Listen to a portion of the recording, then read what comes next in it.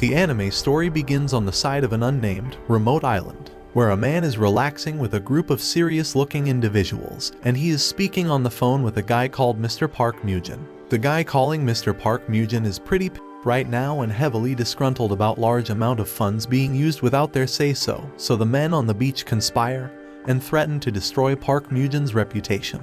The tag-along group eyes and pathetic BBLE girls are all here too, just getting ready to finish beating their meats. I mean massaging their boats for some quick and easy profit. But all of a sudden, an unknown force emerges from the clouds above, spanking the entire island like Johnny Sins, and leaving everyone dead in an instant. Now, Park Mugen proceeds with his future plans without any further distractions. Soon after, a helicopter pilot saw that the island had just been obliterated and crushed in by an unknown force, which is shaped like a giant hand with a cross symbol on it, very similar to Park Mugen's. Well, oh shit, now we all know who did it. Anyways, the following day, a disgusting little peasant boy named Jin Mori woke up from his dream about his childhood memories, from when he was raised by his dumb grandfather until he was old enough to go to school. He's horrified to realize he overslept the most important day of his worthless life, and rushes through the streets, riding his $2 smelly rusty bicycle he ordered from Wish.com.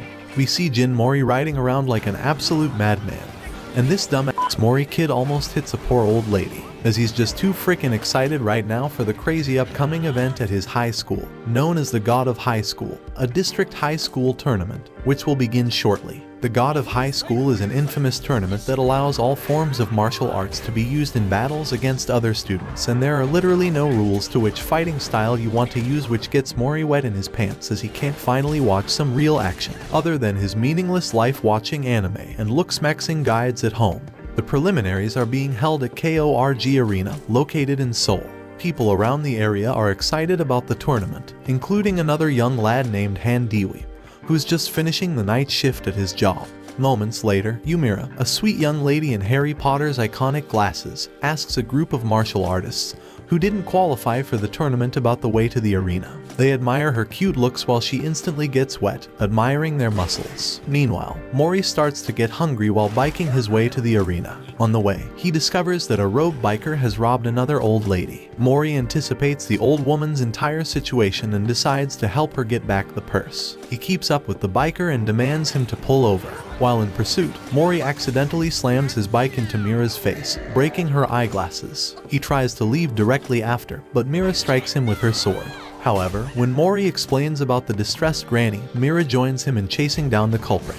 In his helpless situation, the thief threw the money inside the granny's purse to distract his pursuers and escape successfully. Not allowing him to run from his wrongdoings, Mira prepares to deliver her finishing blow but accidentally crashes into a street sign.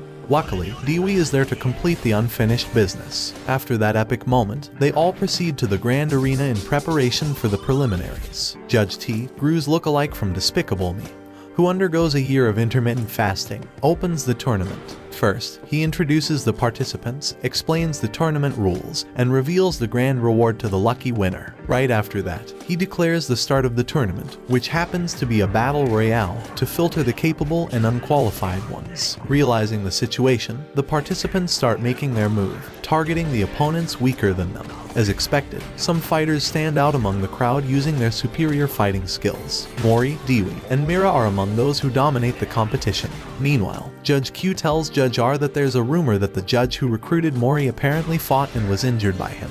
Judge R watches Mori fights and claims things are proceeding as expected. On the other hand, Judge O believes that some are yet to show their true potential. Not long after, Judge P allowed a latecomer, an infamous juvenile named Gang Manseok, to join the battle. Considering his violent history, the judges consider him as the one to beat. Manseok joins the fight and easily dominates those around him, even bullying them. Mira tries to stop him and engages Manseok in battle, striking him with her barehanded moonlight sword style. Despite her efforts, Manseok still withstands her attacks before Mori takes over the fight. The President of the United States questions the mysterious island crushed by a giant hand with a cross symbol. Suddenly, a warning has been triggered, informing them about an intruder. Soon after, Mugen enters the building and interacts with the President. After finishing the first preliminary round, the judges have already decided on the upcoming one-on-one matches. As Mori follows Mira, it is revealed that she stopped the battle between him and Manseok. While the three return home together, they discuss their reasons for entering the tournament. Mori reveals that he simply wants to fight many people to get stronger. On the other hand, Dewey reveals that he joins for money, while Mira tells them she did it to rebuild her family's swordsmanship dojo. As Mori gets curious about Mira's wooden sword, he accidentally drops it into the water. This angers Mira, causing her to slap Mori and tell him to leave. Later on, Mira looks for her missing sword using her phone's flashlight. Then, a flashback shows how important Moonlight's sword style is to her. Mori returns with his bigger flashlight, ready to light Mira's dark hole, the dark area, and help her find the wooden sword. Moments later, Dewey brings an even brighter light to make the search easier and faster. Then, a warm orgasm, the feeling of friendship, grows within the trio. The second round for the God of High School District Tournament arrives. Whoever makes it to the end of the contest will be granted permission to participate in the God of High School National Tournament. The second round is a bracket formed as participants go one-on-one in bed, battle arena with each other, to make it to the next game. As the participants stay in the waiting room, tension happens between the Tai Chi user Go Gamdo and Gang Manseok when Gamdo tells Manseok to leave Mori alone. Manseok lets out his massive long brown meat for a quickie, leg, for a quick kick toward Gamdo while he is off guard. It was a very close kick as Mori pulled Gamdo back from the fatal blow. The tournament starts as Mori, Dewey, and Mira win their first rounds with Baek Seung-chul and Ma Miseon. Then, a whole fight is showcased between Gamdo and Manseok. Gamdo delivers excellent mastery of his Tai Chi fist techniques, but he still cannot beat Manseok despite all this. Soon after, Manseok fights seriously and badly injures his opponent. Although Gamdo can no longer fight back, Manseok keeps beating him badly, like when he wants to reach climax, and he even breaks his arms just to satisfy himself. Suddenly, Mori joins the ring and furiously stops Manseok. Mori manages to kick Manseok out of the ring. The judges prevented Mori from further interfering with the match, which would later result in a punishment. However, Manseok's pride cannot allow him to go without experiencing his meat. Paying the price of humiliating him in public. Manseok's flashback shows him being a sore loser. Then, he meets a mysterious person who offers him power since he cannot use Charyok or borrowed power. Manseok attacks again with all his might intending to kill him. On the other hand, Mori rushes to fight him again. But this time he uses Renewal Taekwondo to intercept the attacks. After knocking Manseok down, Mori gets held down by Mujin as he returns to Korea. The mysterious guy who gave Manseok a new power has a group of like-minded individuals planning to uncover the key to fulfill their wish and God's will. Meanwhile, the judges held a meeting to talk about the recent threesome fight or the interference of Mori in the match between Gamdo and Manseok. Gamdo has severely exhausted his mind and body, while Manseok completely loses his sanity. Judge P explains that Mori's intrusion could lead to disqualification. However, Mori's grandfather caught the attention of Mujin. Moments later, Mira faces the American pro wrestling champion, the undefeated Queen Amazoness, Miseon. Mira tries to penetrate her sword to Miseon's defenses, but her sword fighting can't keep up with Miseon's well-built flexible body and overwhelming strength. After that, Miseon expresses her desire to wish for good men, specifically the judges. She wants to build a harem to drill her cave whenever she desires to reach heavenly bliss. When they continue fighting, Miseon manages to disarm Mira. This, however, did not stop Mira from fighting back. Having no sword, Mira uses her hand and fingers to penetrate Miseon's defenses. Mira's fatal hand and finger strokes lead Miseon to the rising action until her formidable strength reaches the climax, dragging her to the falling action. Soon after, Mira is declared the winner. Moments later, Mujin and Judge Q approach Mori to tell him that if he can defeat Judge Q, he will be allowed to return to the tournament. Hearing that, Mori requested to fight Judge R instead for revenge, but he agreed after knowing how strong Judge Q is. When Mira and Dewey return home, they discuss if Mori got disqualified. Not long after, Mori appears behind Mira while he enjoys the taste of Mujin's banana. He then reveals that Mujin gave him the fruits, and he also gives him a condition to return to the tournament. Little does Mori know Mujin has something up his sleeves, as it is implied that Mujin brought something unknown to feed to him. When Mori arrives home, he can no longer fight the urge to eat Mujin's peach. So, he does, but later on, it will cost him his life. Dewey visited his seriously ill friend, Woo Seung-ti, the following day in the hospital. He is the main reason why he needs a lot of money. A few hours later, some bullies try to provoke Dewey to fight while he is at work. Apparently, Dewee's patience is way longer than his package. After that, he goes to the tournament to face Baek Seung-chul, the metal bat user. In the first part of the match, Seung-chul quickly overpowered Dewee by reading his moves and delivering fast, fatal blows. Eventually, Dewee remembers Seung-ti and uses his full-contact karate to counter and destroy Seung-chul's metal bat. Not long after, Seung-chul is seen enjoying how Dewee beats his meat and falls defeated. Moments later, Mori's fight with Judge Q commences. Luckily, he regains consciousness and arrives on time. Judge T then explains the rules of the battle, and Mori ends it instantly when it starts. Embarrassed by what happened, Judge Q uses his Charyok Joker. Before he kills Mori, the other judges stop him, and Mugen gives him a 3-month salary deduction. Mugen acknowledges Mori's victory while the half-conscious Mori starts craving Mugen's banana again. The top 4 finalists, Mira, Dewee, Mori, and the Jiu-Jitsu practitioner, Bayun Yihi, have been revealed. Dewee is to fight Mira, while Mori is to fight Yihi. This makes Mori feel so disappointed because he wants to fight both of his friends. The next day, while the 3 are on their way home, a martial artist and successful businessman, Oh Seongjin, approaches Mira and immediately asks her to marry him. While sudden and unexpected, Mira shockingly agrees to marry the man. The next moment, Mira looks for a wedding gown with her younger cousin, Yu Sumi. Not long after, Sumi imagines how Seongjin and Mira will handle their honey and moon pies. Pun intended. Her flashback reveals Mira accepted his sudden marriage proposal to restore the Moonlight Sword style's reputation. As her flashback continues, it is shown that she lost her parents at an early age. From then on, his uncle is the one who serves as her guardian. Under his uncle's leadership, the Moonlight Sword style's reputation was utterly ruined. Then, as her father's successor, Mira made it her mission to restore their dojo to its former glory.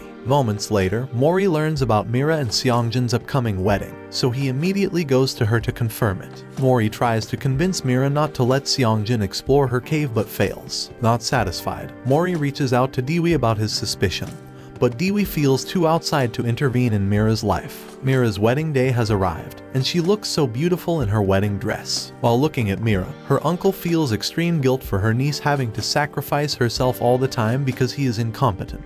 That said, he reaches out to Seongjin to cancel the wedding, but Mira wants to continue it no matter what. Realizing the situation of her sister, Sumi felt extremely sad for her. Mori arrives and tries to enter, but he is stopped by security. Meanwhile, we get a flashback of Seongjin with the mysterious cult, revealing their true motives. Apparently, they want to obtain the sacred sword that can restrain gods, and the hands bring forth that power. Elsewhere, Dewee arrives and easily handles Seongjin's bodyguards. Seeing the intruders, Seongjin attacks them with his sword, but Dewee blocks it.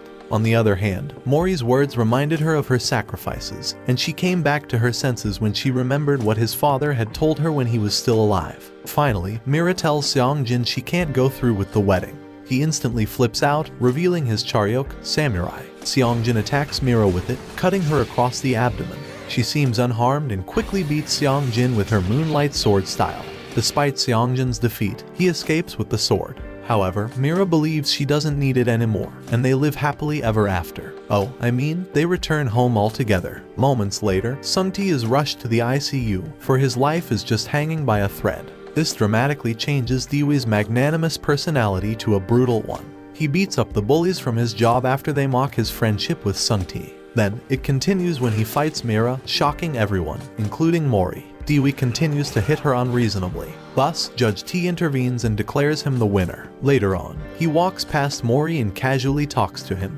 Dewee's memory of Seung-ti is shown 2 years ago as they beat each other's meat on the rooftop. Then, at present, he vomits out of self-disgust after brutally forcing his fist into Mira's tender meat. On the other hand, Mori's match with Yihi starts. Yihi attacks Mori aggressively with his Jiu-Jitsu martial arts. However, Mori uses Renewal Taekwondo, and he instantly defeats his formidable enemy. Then, the tournament's final match between Mori and Dewee was announced. Soon after, Mori visited Mira in the hospital, feeling blue about not experiencing her hand signature techniques. Just kidding, Mori is sad about the situation they are in. Seeing him like that, Mira tells him to stop overthinking if he wants to defeat Dewee. Meanwhile, Dewee visits Seung-ti in the same hospital and discovers he is still in critical condition. The next day, the district finals of the tournament started. People are looking forward to the last match, especially Mugen, who looks forward to seeing Mori awaken his true power. As the fight starts, they skillfully exchange powerful blows with one another. Blood starts coming out of them, yet they are still getting more pumped. The viewers marvel as the two seem evenly matched for one another. However, when Mori remembers what Dewey did to Mira, he gets mad and attacks him aggressively. Dewey doesn't plan to give up after his deal with Mugen, so he uses his full contact karate to retaliate. Elsewhere, Mira gets discharged from the hospital. Suddenly, Mira's nanomachine detected someone in a severe deadly condition. She then saw Judge P in front of the ICU and discovered Sungti had already died. Not long after, Mira sees the picture of Sungti with Dewey and finally understands Dewey's drastic change. Dewey starts beating Mori hard in the arena with his 4-god stance, Genbu, Suzaku, Byako, and Seiryu. When Mori retaliates with his renewal Taekwondo, he almost ends the fight but suddenly stops himself from doing it. That said, he willingly accepted the fatal blows of Dewey, knocking him down. As they start the countdown, Mugen informs Dewey that Sungti has already died. Then, a flashback of Dewey's moments with Sungti is shown, revealing how their deep friendship started. Back to the present time, Dewey falls and loses his will to fight, but he still stands and continues the fight with Mori. As Mori continuously attacks him, Dewey no longer fights back.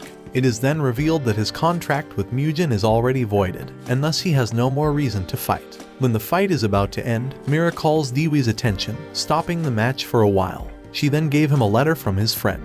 After reading it and reconciling with Mira, Dewey's will to fight has been fully restored. Thus, the two happily give an all-out fight until one of them drops. Mori ends the battle with his original attack and is declared the champion of the God of High School District Tournament. When the tournament ended, Mori approached Dewey, and their friendship was restored. This moves the viewers, and they cheer for the sportsmanship they showcase. Then, as expected, the three of them return home together. Meanwhile, two new characters have been shown watching the tournament. Moments later, Dewey visits his friend's remains in the columbarium.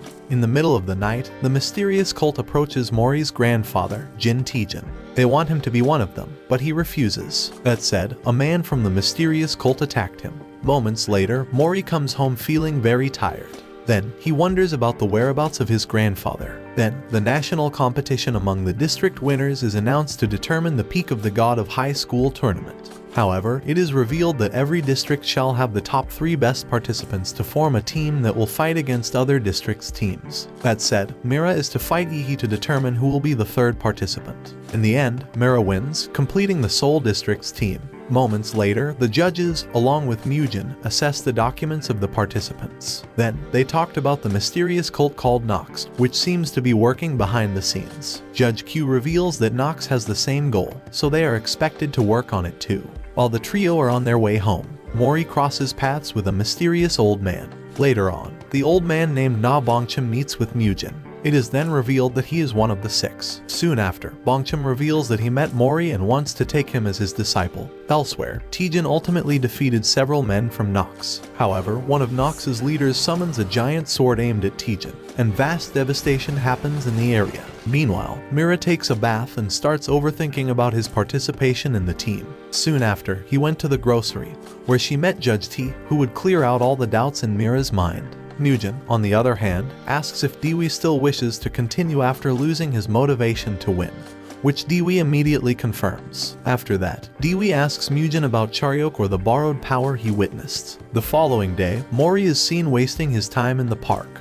He then meets Bongchim after he punctures his Achilles tendon, fixing Mori's light sprain instantly. Meanwhile, Mira has a glimpse of Judge T's power. She even learns Judge T became blind because of moonlight sword art. After that, Judge T asks his wife to go home early with their baby, and he faces the man in the mascot, who happens to be Drake McDonald's, an assassin of Nox. On the other hand, Mugen continues to explain what Charyok is to Dewey. Elsewhere, the two new characters, Jegal Teak and Park Ilpio, had an intense meet-up again. Moreover, a glimpse of the other new characters from other districts and the infamous The Six are shown. The Six is a group of people who are the highest level masters of their fighting styles. Later that day, Mira and Dewey visit Mori at his apartment and go to the tournament together. At the tournament, Judge X is the new announcer, which surprises Mira because she expects Judge T to do the job. Little did she know Judge T was brutally murdered by the Nox assassin. Then, the first match between Chungcheongbuk-do District and Seoul District was announced. Meanwhile, at the crime scene, Judge O worries about Judge Q. It turns out that Drake also puts him in danger. The national tournament starts with a match between Chungcheongbuk-do and Seoul.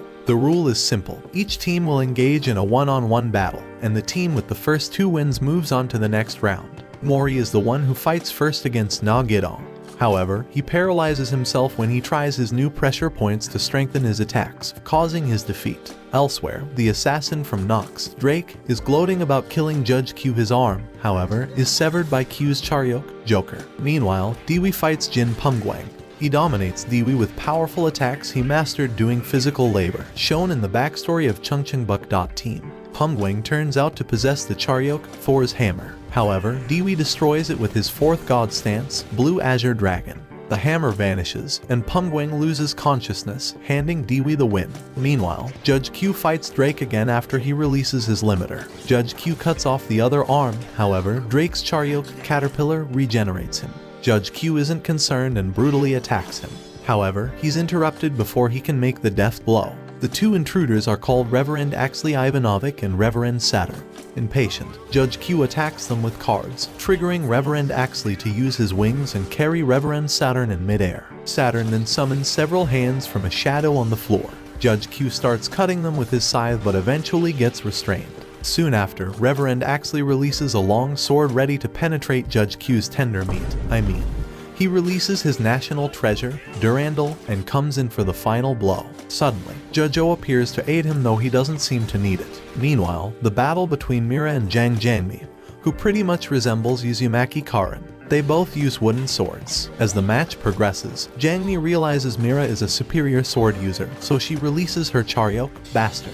It is a double-edged energy-based sword. Then it switches back to the fight between Judge O and Reverend Saturn, armed with a crucifix-shaped gun that shoots pink lasers from pink teddy bears. When Reverend Saturn summons Charyok, Sati, it invokes the monster, Greed, but Judge O summons his Charyok, Dragon, and devours it. The story jumps between fights too quickly. After Judge Q gains an advantage over Reverend Axley, it swiftly returns to the battle between Mira and Jangmi. Using her Charyok, Jangmi prepares to win.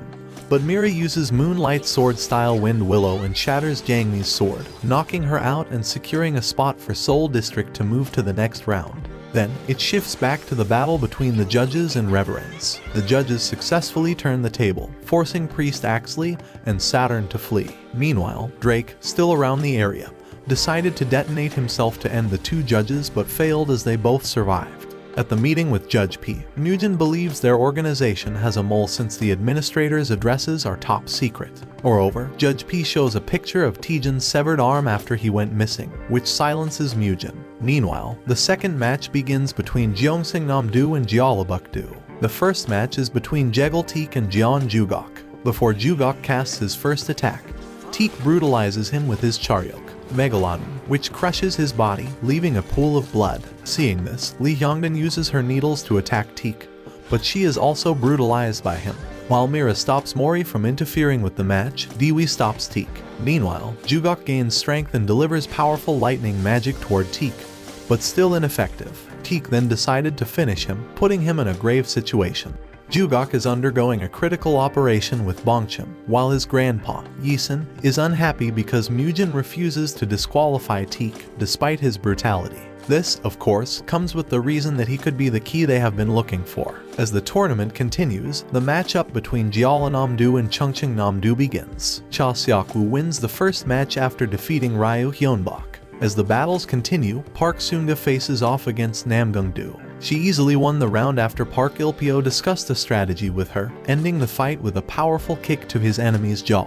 Mira and Dewey realize that the most significant member of their team is Il-pyo. Soon after, it's shown that Dewey has been banned due to interfering with the fight with Teak. Then, the final battle between Il-pyo and Gwyn-gi starts. Mori quickly recognizes the logo on the back of Il-pyo's hoodie. After some rude trash talk from Gi, Il-pyo tells him that he can't win. Ilpio releases his aura, attempting to intimidate Gi but fails. He then uses Tikyon, an old-fashioned martial art, against Gi, who later decides to use his Charyoke, Jack the Reaper. Ilpio continues to use his Tikyon, dodging Gi's continuous attacks. He then kicks Gi in the face, knocking him out and securing the victory for Jeollanam-do. Mori remembers the logo as the military symbol his grandfather wears. On the way home, the trio discusses the tournament and their need to get stronger, even with Charyoke. On the other hand, Mori reiterates to them that he doesn't need any borrowed power to get stronger. Later, it is revealed that Mori learns from Mugen that his grandpa could be in grave danger, which explains his weird action that day. Soon, he meets Ilpio and they spar quickly. As they continue talking, Ilpio mentions he wears the jacket to honor Mori's grandfather. In flashbacks, Ilpio remembers the death of his father and the abandonment by his mother. Feeling unwanted and lonely, he meets Tijin, who has Mori strapped to his chest. Tijin gives Ilpio the book containing Tikyon's top secrets. That moment changed his life, and he feels he owes him everything. Suddenly, Tik attacks Mori with his Charyoke, Megalodon. However, Ilpio blocks it with his bare hand, causing him to draw blood. After Ilpio's warning, Tik leaves with an evil grin. The next day, Judge Q attacks Mugen for allowing Judge T's wife and kid to die. However, Mugen easily defeats Q, leaving him with the bill for the destruction he's caused. Then, it is revealed that Judge T's wife and child are alive. It turns out that Judge P uses her Charyoke, Marionette, to replace them with puppets. Later that day, Judge Q encounters Dewey, who offers to cook food for him in exchange for training. Moments later, Mugen and the judges prepare for an attack by Nox. Mugen permits the judges to release their limiters and weed out the lurking traitor. In the relentless pursuit of the key, Nox and Mugen's party declare war against each other. Mori remembers his 6th birthday, the last time he saw his grandfather. Saddened, Mori tells his grandfather that he doesn't want or need any friends, which his grandfather disagrees with. Not long after, Mira and Dewey arrive to celebrate Mori's birthday, from which they eat, play, and share a cake. It's a sweet moment because Mori seems genuinely lonely that day. When night arrives, the trio promises to win the national tournament together. The following day, Mori receives a letter with a picture of his grandfather in chains with a severed arm. As expected, Mori rushes to find his grandfather. Meanwhile, the tournament has reached the quarter-final stage with a matchup between Seoul and Jeju. However, with Dewey's suspension and Mori's absence, their team has a higher chance of losing. Judge P informs Mira and Dewey that the match will begin in 5 minutes, and they will lose if Mori doesn't show. Mira fights against Lee Marin, a dark-skinned hairless guy who fights wearing a thong. Meanwhile, Mori reaches the abandoned warehouse, where he finds his grandpa. Mira, however, struggles to land direct hits on Marin because of the tanning oil all over his body. Marin tries to suplex Mira, but she stops him by hitting him in the stomach. Suddenly, Marin's teammate tosses Mira's sword to him. Marin and Mira clash aggressively, and Marin breaks Mira's sword. He then reveals the sword's real power. It's a metal sword that resembles the yin-yang symbol. While looking for Mori, Dewey crosses paths with Ma Bora, who beats Pengwang severely. Marin reveals that it is the national treasure, Bongxian, a weapon that houses God's power. Mira gets the sword from his opponent, but it teleports back to him as the sword acknowledges him as its owner. Elsewhere, Mori tries to awaken his grandfather. However, it turns out that his grandpa is a fake, and it blows up like the Big Bang Theory. A mysterious man named Fei Long comes after assuring that he has done his mission successfully. Unfortunately for him, Mori gets up with so much anger. Seeing him still alive, Fei Long uses his Charyoke, Doppelganger, and copies Naruto's signature move Cage Bunshin technique. Back at the tournament, Marin manages to stab Mira's abdomen. Meanwhile, Dewey battles against Bora. She's a strange fighter wearing an outfit similar to Bruce Lee's. Soon after, she can no longer fight the strong desire to taste Dewey's meat, so she approaches and smooches him like never before. Their interaction is cut short when Tik interferes. While fighting, Mori learns that the Nox killed the real Jeju team. Mori stands up and applies several pressure points that stop him from feeling pain. Meanwhile, Mira struggles with her opponent but refuses to lose. Before Marin hits her with a finishing blow, she awakens her Charyoke, Yopo Beongsan, the sword's original owner. On the other hand, Marin responds with his own Charyoke, Kraken. Mira evades the attacks from Kraken and counterattacks using her Moonlight sword style. She wins, then collapses as Mori catches her. With Mori's arrival, his match against Na Hanseong begins. Despite using his Charyoke, Aegis Shield, Mori quickly dominates the battle and brutally crushes his enemy. Then he attacks with his original move called Blue Dragon Kick. However, it's not enough, so he uses another original move, Twin Blue Dragon Kick. Unbeknownst to them, the 6 members watch his fight and realize that Teijin has raised a tiger. A backstory of Ilpio from 4 years ago at the national tournament is shown. Teak severely injures Ilpio's cousin, Park Seunjong, causing her to stop her martial arts journey. Angered by what happened, Ilpio embarrassed Teak by publicly beating down his meat and forcing him to apologize to his cousin. What an exhibitionist. It is then revealed that Ilpio wants to win the tournament to wish his cousin's leg gets fixed. Soon after, Mugen talks to the trio about the imposters from Nox that they fought in the tournament. Nonetheless, they will still proceed to the next round, for they still won the match up. Elsewhere, Teak kills Fei Long after getting the information he needs and swears to have the key. The next day, the match between Seoul and Jeollanam-do commences. With Dewee's lifted restriction, Mira is excited for their team in the next round. The first match is between Dewey and Seunga. With the instruction from Ilpio, Seunga manages to break Dewee's balance. As they continue, Seunga shows an advantage in their fight. However, Dewey knows he cannot afford to lose the fight, so he uses his Charyok, Hidi, to retaliate, and the odd favors Dewey. Despite having no chance of winning, Seunga continues until she's defeated, thus securing the first win for Seoul District. Soon after, Seunjong tells Ilpio to fight to his heart's content, and to stop worrying about her leg. Elsewhere, the leader of the Nox, Sang Mandiok, attacks Judge P after trying to obtain information from the imposters. He then kills his comrades for the sake of the cult. Not long after, Mugen arrives and confronts him. Little did Mugen know the members of Nox had formed outside the KORG arena, ready to execute their plan. Then, Mandiok unleashes his true power, which shocks Mugen. Then, he uses his Charyok, God's Blade, an enormous and thick sword ready to penetrate and destroy that area of Mother Earth. At the arena, the battle between Mori and Ilpio starts. On the other hand, Mugen also unleashes his true power. Hence, he uses his Charyok, Longinus, to prevent the sword from penetrating his motherland. Then, it switches back to the fight where Mori and Ilpio exchange hits, combos, and blows. Ilpio dominated the first part of the fight, explaining Mori's weaknesses. Meanwhile, Mandiok summons the god that uses God's Blade to break Mugen's restriction. Then, it switches back to Mori being overpowered by Ilpio. Suddenly, Mori uses Mira's Moonlight Sword style against Ilpio. Elsewhere, one of the 6, Seo Henryong, prepares to join the fight between Mugen and Mandiok.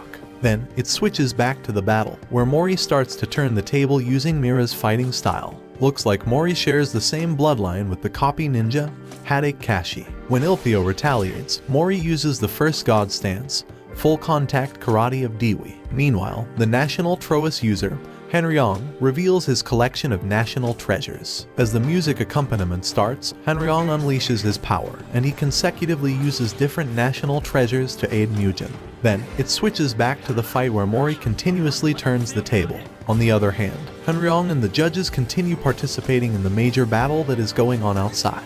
At the tournament, Mori and Ilpio continue their fight evenly. Then, the fighting going on outside continues to get even, too. Mori and Ilpio prepare to deliver their most powerful attacks, the Blue Dragon Tempest Dance versus the Raging Fire Blaze Edge, against each other. Meanwhile, Henryong uses the first ever national treasure, Engraved Formula Cleanse, which completely shatters the Mandiok's Charyok, which shocks him so much. Back at the tournament, the almost defeated Ilpio remembers a past memory with Teijin and awakened the power of the key, which is felt by everyone in the area. The tale of the 9 tails is shown as this creature embodies the key. During ancient times, the fox spirit lived in heaven, attaining power after 1,000 years of cultivation. The 9 tails is tasked to guard God. However, his enormous power eventually causes God to fear him. Thus, God mandates the fox's execution. Outraged, the 9 tails utilized its power to obliterate half of heaven, then fled to earth, swearing to seek vengeance. At the arena, everyone sees the transformation of Ilpio. Considering it is the awakening of the key, its power resonates with other Charyok users. The impact of the awakening made the Charyok inside the body of Jugok run wild. Meanwhile, Mugen and Mandiok had an intense conversation. At the tournament, Seunga had thought of some family strokes activities while looking at the transformed Ilpio, making her pass out. With his new powers, Ilpio has become quick and powerful and instantly turns the table again. He begins to overwhelm Mori but seems in pain from the awakening. During the attack, Mori learns that Charyok isn't about borrowing someone else's power, as the wielder is still fighting with his or her mind and body. LPO conjures multiple fire foxes to attack Mori. On the other hand, Mori awakens his ancient god power, which fully nullifies LPO's attack and even triggers the severely injured Jugok. Mori appears to use a god-level storm magic of some sort. It's not clear who it is or whether it's a Charyok. Nonetheless, Mori defeats LPO with a dominating whirlwind that sends LPO above the clouds and falls back to his defeat, leaving Mori with a glorious victory. Elsewhere, Mandiok manages to escape from Mugen. Right after that, Mugen calls Judge Q to secure the key. Moreover, the Hanryong and his musicians celebrated their victory that day. Mugen, on the other hand, assumes that Mandiok is still planning something, so he asks the judges to always stay alert. LPO is in the hospital along with his teammates, who recognize his extraordinary power despite his defeat. Soon after, Mori visits him, and the two have some kind of brotherly talk. Unfortunately, Jugok, affected by Mori's power, wakes up and violently attacks Teak for revenge. When Hyungdin appears, she becomes an inconvenience to Jugok. He then transformed into a demonic being when he thought Hyungdin died. LPO's teammates got caught up in the fight. Jugok starts absorbing humans around him. When Jugok attacks LPO, he is saved by Teak. After that severe injury, Jugok vomits the body of Hyungdin. However, this made Jugok berserk, consuming all the humans it could absorb. Hyungdin wakes up and manages to calm down Jugok. But before Jugok can even transform back to normal, Teak interferes and kills him with his Charyok, Megalodon. In the process, Seungo lost her leg and Ryu lost his arm. LPO is horrified by what happened. Elsewhere, Mandiok starts purging the humans by releasing a battalion of Nephilim, who, according to Judge Q, costs 10 million per body. On the other hand, the enraged LPO releases his Charyok, Nine-Tail Guardian, and drags Jekyll out of the window. Meanwhile, Mugen declares the god of high school tournament is terminated. Mandiok even summons a god to destroy the world. From a shadowy dark figure, it transforms into a golden Hindu god-like gold statue descending from the heavens. Meanwhile, Hyungdin weeps over the death of Jugok. Jeon Yeesun, one of the six, promises to clear away his grandson's regrets even if it would cost his life. The backstory of Teak is shown when his mother sold him to a rich old man. Suddenly, Teak has a flashback of LPO when he beats him so hard. Then, it is revealed that Mandiok gave Teak evil power, which he uses to kill his adoptive father. The story instantly shifts to the present, where he unleashes his evil Charyok, Greed, to fight LPO. On the other hand, LPO goes berserk and kills the embodiments of greed. Meanwhile, Seunjong gets horrified after seeing his sister in a helpless situation. Elsewhere, the judges begin destroying the Nephilim battalion. For the second time around, Mugen uses his Charyok, Longinus, to prevent the god from descending on Earth. Soon after, the trio appears and witnesses Mugen's power. Then, they saw Teak and LPO having a deadly fight. When Teak gets the perfect opportunity, he uses greed to remove the key fragment from LPO's body. With the extraction of the key from his body, LPO loses consciousness. Teak uses his long tongue, ready to lick LPO's key, but a Nephilim arrives and snatches it. Not long after, Henryong and Bongchim arrive to snatch it from the Nephilim, but fail when Mandiok joins the snatch game. Suddenly, Mori kicks Mandiok, allowing himself to get the key. Meanwhile, Mira and Dewey go to check on LPO, who happens to be seriously injured. Elsewhere, Mugen starts having a hard time as the gold statue reveals its true face and adds more force than Mugen could ever imagine. The US government fired nuclear missiles towards Seoul, fearing things could get out of hand. While things get hopeless, Mugen teleports the trio and the Jeollanam-do team inside a parallel space to keep them safe from the nuclear explosion. Later on, Mori is seen looking for everybody in that mysterious space. Dewey and Mira reunite with Seunga and Hyunbok. Not long after, Dewey heals the two with his liquid. On the other hand, Mori reunites with Seunjong and helps LPO by puncturing his pressure points. When LPO regains consciousness, Mori returns his key to LPO. However, LPO decided to entrust the key to Mori, asking him not to let Teak have it no matter what. In the real world, the reporters announce the impending doom of Seoul. People start panicking out of desperation to escape. Meanwhile, the judges continue fighting the battalion of Nephilim. Mandiok then asks Mugen to accept defeat. Back at the mysterious space, Teak attacks Mira and Dewey while looking for the key. Dewey and Mira combine their Charyok's power to retaliate against Teak's evil Charyok, Greed. Soon after, Mori arrives and sees his friends knocked unconscious. Teak is also there, asking him to hand over the key. In the real world, Mandiok approaches Mugen to kill him and stop the god's ascendance restriction. Luckily, Bongchim and Henryong arrive to save the day. Bongchim stops Mandiok from attacking, while Henryong helps Mugen to prevent the god from ascending. However, Mugen and Henryong can no longer hold the force of the god, and it passes through their barriers. All of a sudden, Yisun teleports all the citizens of Seoul away from danger. Seeking revenge for his grandson, Yisun uses alchemy to destroy the nuclear weapons, altering them into statues. Moreover, he summons a meteor, causing a massive explosion. In the middle of the fight, Mori and the others are teleported back to Seoul, where they see the dead god and the fall of the greatest magician, Yisun. Teak gets the key from Mori and consumes it.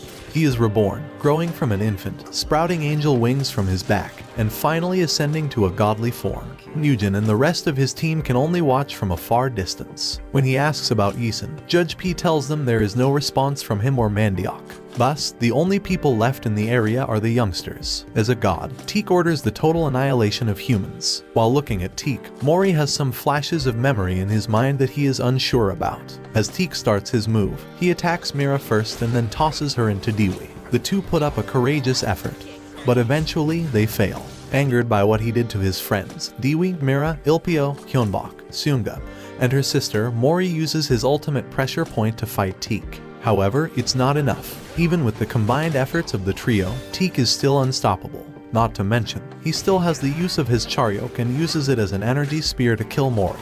Dewey, however, takes the hit, making Mori remember his ancient memories as the Monkey King and triggering him to awaken his god status. Mori summons Nyoibo from heaven and nullifies all the magical attacks. This shocks Mandiok as he deems it impossible to happen. The same reaction goes with the Six and the judges. Mori uses his Nyoibo, changing its size while swinging it perfectly to retaliate against Teak's attacks. They move faster than the speed of sound and shatter everything they hit. When Teak gets a hold of Mori, he tries to devour him. But Mori alters the size of Nyoibo, pushing Teak up to the sky. Mori then starts delivering his attacks to avenge his friends. Not long after the grand showdown, Mori dominates Teak, launching a devastating lightning strike. After that, Teak morphs into a grotesque monster, attacking Mira, Dewey, and Mori. Ilpio joins them in fighting against the monstrosity they are facing. Using their Charyoks, Mira, Dewey, and Ilpio join with Mori for a group assault. When Mori delivers his finishing blow, Emperor Dragon's Heavenly Fang, Yisun uses his power to strengthen it. He follows it with a twin Emperor Dragon's Heavenly Fang, defeating the monster and causing a massive explosion. Suddenly, the sky turns bright again. While Teak is consumed by his own evil power, his childhood memories flash in his mind. Ilpio arrives to help him, but he refuses it. In his last words, Teak wishes Ilpio a good life, and he completely disappears, leaving a shard of the key behind. Elsewhere, Bora reaches a hidden place, where she meets one of the six named Kim Unnyo, known as the ancestor of humanity. Soon after, Unnyo appears with Bora. It turns out that she is the one who will grant the wish of the grand winner of the tournament. At first, Mori wants to wish something for his grandpa, but he instantly realizes the situation of his friends. That said, he asks to restore the physical bodies of the fighters, which shocks Ilpio and his team. After granting the wish, Unnyo shrinks into her child form. Bora tries to get her revenge but instantly fails. Unnyo then reveals to Mori that his grandpa is alive, but she doesn't know where he is. Hearing that, Mori felt great relief and passed out. 3 months later, Bongcham visited Yisun's grave with Hyongdan. Not long after, Henryong arrives and teases him with his rejected feelings for Unnyo. Then, the two fight like children. Meanwhile, Mugen and the judges begin the reconstruction and the plan for the next presidential election. On the other hand, Mandiok is seen making his moves too. Apparently, Judge R turns his back to his old comrades as he reveals himself as the mole in Mugen's organization. Mori wakes up after 3 months and rushes to the kitchen after smelling delicious food. When he opened the door, he was surprised to see his two best friends cooking food. Soon after, the trio enjoys the meal together. While eating, Mira tells Mori what happened in the Great War's aftermath. It turns out that Unnyo informs Ilpio that it is his responsibility to collect the fragments of the key that are scattered worldwide. After all that happened, the three have further developed a strong friendship. Thus, they are ready to face all the challenges the world will serve them. Thanks for watching, my fellow plot boys, and don't forget to subscribe for more top-notch quality anime recaps. And until next time guys, take care.